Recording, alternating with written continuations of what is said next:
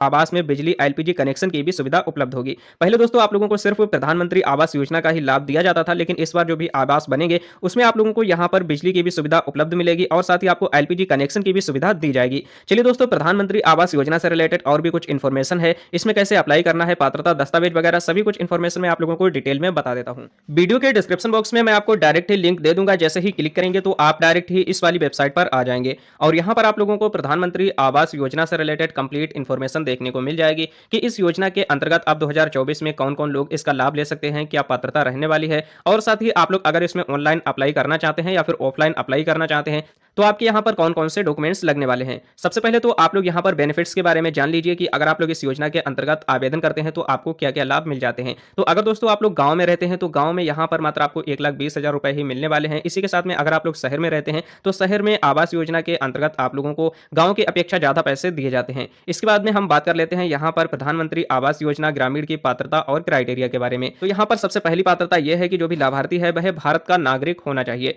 इसी के साथ में जो भी लाभार्थी है वह आर्थिक रूप से कमजोर होना चाहिए और इसी के साथ में आवेदक के पास में भारत में किसी भी जगह पर अपना खुद का पक्का मकान नहीं होना चाहिए। अगर कच्चा मकान है तो ही आप लोगों को इस योजना का लाभ मिलने वाला है। इसके बाद में दोस्तों यहाँ पर लाभार्थी को अन्य किसी भी सरकारी आवास का लाभ प्राप्त नहीं हुआ हो, यानी कि आवास योजना के अलावा भी और भी ऐसी योजनाएं चलती हैं जिनके तहत लोगों को घर बनवाने के लिए पैसे दिए जाते हैं, तो लाभार्थी को आवास योजना के अलावा किसी भी और सरकारी आवास योजना का लाभ ना मिला हो। और इसी के साथ में यहाँ पर इस योजना का लाभ सभी जाति के लोगों को मिलता है, लेकिन अनुसूचित जाति, अनुसूचित जनजाति व अल्पसंख्यक के निवास को दर्शाने वाले मापदंडों के आधार पर पहले प्राथमिकता दी जाती है। अगर आप लोग अनुसूचित जाति, अनुसूचित जनजाति या फिर अल्पसंख्यक से आते हैं तो आप लोगों को यहाँ पर पहले यहाँ पर प्राथमिकता दी जाएगी। इसके बाद में दोस्तों यहाँ पर ऐसे परिवार जिसमें 16 से 59 वर्ष की उम्र के बीच कोई भी वयस्क पुरुष सक्षम नहीं है तो ऐसे परिवारों को भी प्राथमिकता दी जाती है। उन लोगों को इस योजना का लाभ जल्द ही दे दिया जाता है। और इसके बाद में यहाँ पर अगली पात्रता है भूमिहीन परिवार, यानी कि जिनके पास में खेती वगैरह नहीं है या फिर उनकी दैनिक मजदूरी बहुत ही कम है, तो ऐसे परिवारों को यहाँ पर ज्यादा प्राथमिकता दी जाती है। तो यहाँ पर आप लोगों ने इसकी पात्रता और क्राइटेरिया के बारे में जान लिया है। अब हम बात कर लेते हैं कि इस योजना के अंतर्गत अगर कोई भी व्यक्ति अप्लाई करता है तो उसके पास में कौन कौन से डॉक्यूमेंट्स होने चाहिए। तो सबसे पहले तो आपके पास में यहाँ पर आपका आधार कार्ड बना हुआ होना चाहिए। इसी के साथ में यहाँ पर आपके पास में वोटर आईडी कार्ड या फिर पैन कार्ड होना चाहिए। लेकिन आपके पास अगर वोटर आईडी कार्ड और पैन कार्ड नहीं है फिर भी आप लोग इसमें अप्लाई कर सकते हैं। जो भी मेन डॉक्यूमेंट्स हैं उनके बारे में मैं आपको यहाँ पर बता देता हूँ। तो सबसे पहले तो आपके पास में आधार कार्ड होना चाहिए। इसके बाद में यहाँ पर आपके पास में बैंक खाता नंबर या फिर बैंक पासबुक होनी चाहिए। इसी के साथ में यहाँ पर पासपोर्ट साइज के फोटो होने चाहिए। आयु प्रमाण पत्र में आप लोग अपना आधार कार्ड दे सकते हैं और आपका राशन कार्ड होना चाहिए और मोबाइल नंबर होना चाहिए। इसी के साथ में अगर आपका मनरेगा जॉब कार्ड बना हुआ है तो वो भी आप लोग यहाँ पर लगा सकते हैं, जिससे कि आप लोगों को लाभ मिलने के जो चांसेस होते हैं वो काफी ज्यादा बढ़ जाते हैं। अब यहाँ पर कहीं कहीं पर आप लोगों को जाति और आय प्रमाण पत्र भी देने की आवश्यकता पड़ जाती है। तो यहाँ पर इतने डॉक्यूमेंट्स अगर आपके पास में हैं तो आप लोग इस योजना के अंतर्गत इजिली ही लाभ ले सकते हैं। अब बात कर लेते हैं कि इस योजना के अंतर्गत आप लोगों को आवेदन किस प्रकार से करना है। अगर आप लोग गांव में रहते हैं तो आपको किस प्रकार से आवेदन करना है और शहर में रहते हैं तो आपको किस प्रकार से आवेदन करना है। तो देखिए, सबसे पहले मैं आप लोगों को ग्रामीण के बारे में बता देता हूं। जो भी गांव में लोग रहते हैं उन लोगों के लिए यहाँ पर अभी कोई भी ऐसा पोर्टल लॉन्च नहीं किया गया है जहां से वो लोग ऑनलाइन ही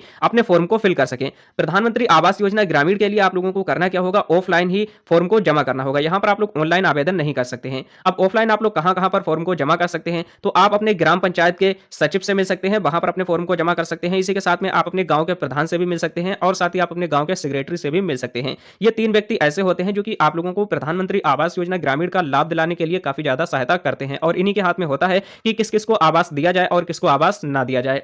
इसके बाद में डॉक्यूमेंट्स के बारे में मैंने आप लोगों को बता ही दिया है। सभी कुछ डॉक्यूमेंट्स की फोटोकॉपी करा करके आप लोगों को अटैच करके इन लोगों के पास में जमा करना है और इसके बाद में ये लोग ही पोर्टल पर ऑनलाइन रजिस्ट्रेशन आपका कंप्लीट करवाएंगे और इसके बाद में जब भी नई लिस्ट आती है तो उस लिस्ट में आप लोग अपने नाम को ऑनलाइन ही चेक कर सकते हैं।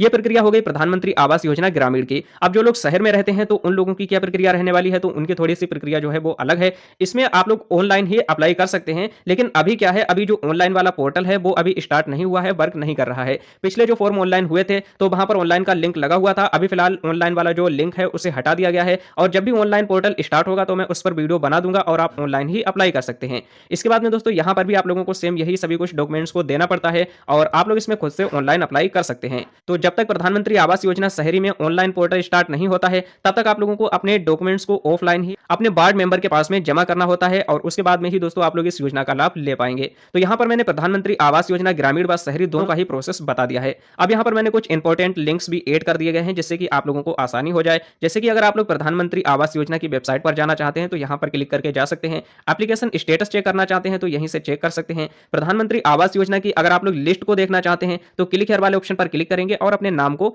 देख सकते हैं। अगर आप लोग हमारे टेलीग्राम चैनल पर ज्वाइन होना चाहते हैं तो यहीं से ज्वाइन हो सकते हैं। और अगर आप लोग और सरकारी योजनाओं के बारे में जानना चाहते हैं तो आपको यहाँ पर क्लिक करना है और यहाँ पर और भी आप लोगों के सामने सरकारी योजनाएं आ जाएंगी। तो उम्मीद करता हूं अब आप लोगों को प्रधानमंत्री आवास योजना से रिलेटेड कंप्लीट इन्फॉर्मेशन समझ में आ चुकी होगी। जैसे ही इससे रिलेटेड अगला कोई भी अपडेट आता है मैं आप लोगों को वीडियो बना करके बता दूंगा, इसलिए आप लोग इस चैनल को सब्सक्राइब करके रखें।